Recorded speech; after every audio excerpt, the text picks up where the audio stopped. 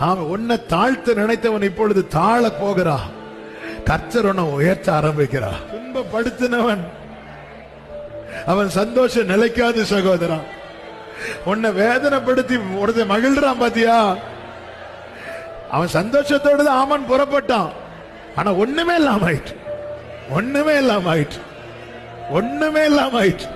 இன்னைக்கு உன்னை கண்ணீர் குடிக்க வைத்து உன் சத்துரு மகிழ்கிறானோ, நீ கஷ்டப்படுறத பார்த்து சிரிக்கிறானோ,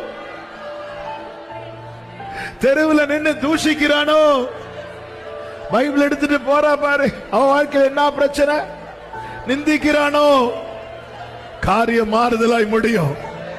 நம் ஆண்டவர் இன்னும் ஜீவனோடு இருக்கிறார். ராஜாவின் இருதயம் கர்த்தருடைய கையில் இருக்கிறது. அவர் இஷ்டப்படி திருப்புகிறார்.